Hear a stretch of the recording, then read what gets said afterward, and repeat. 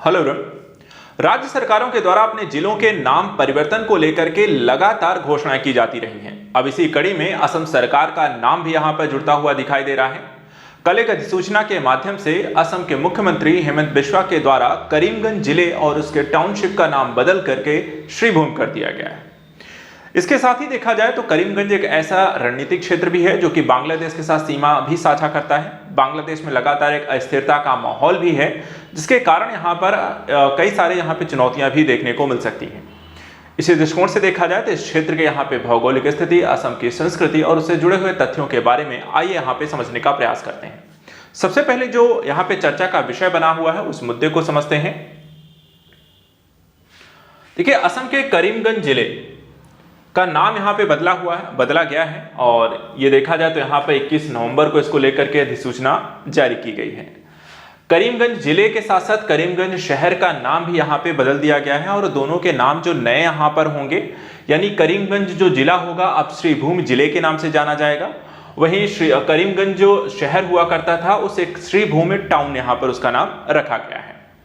इसको लेकर के कैबिनेट ने यहाँ पे 20 नवंबर को फैसला किया था और 21 नवंबर को लेकर के इसको यहाँ पे अधिसूचना भी जारी कर दी।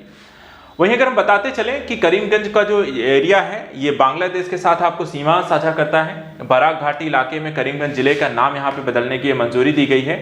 करीमगंज को लेकर के जो मैप यहाँ पर है ये आप देख सकते हैं, श्रीभूम जिसे अब नया नाम जाना जाएगा, ये इसका मैप है।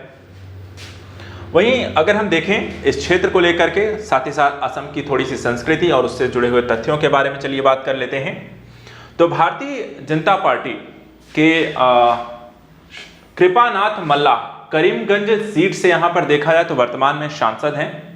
इससे पहले केंद्र सरकार ने सितंबर महीने में अंडमान और निकोबार द्वीप समूह की राजधानी पोर्ट ब्लेयर का नाम बदल करके श्री विजयपुरम भी कर दिया था।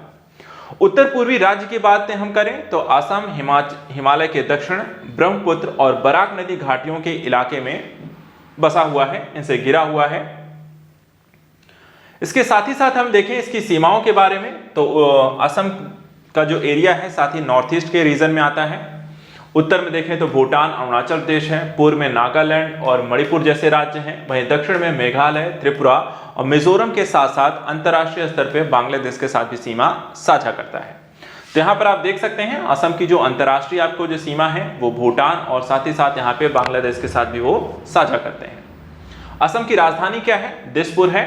और कुल कितने जिले हैं? तो असम में इस समय 31 जिले आते हैं।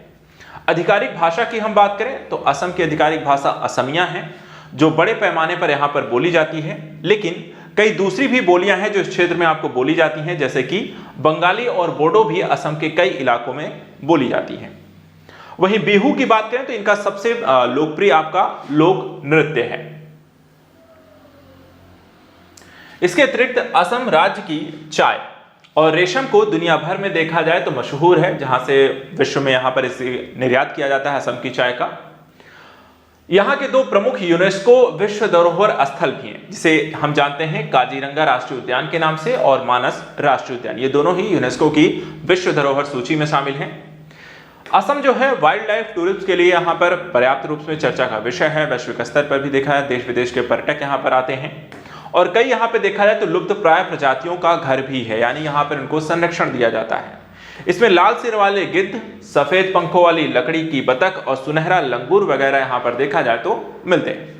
तो इस कड़ी में आज करंट न्यूज के अंतर्गत इतना ही। ऐसे ही इंपॉर्टेंट यहाँ पे जरूरी खबरों के लिए आप हमारे साथ बने रहें। Thank you so much and good luck.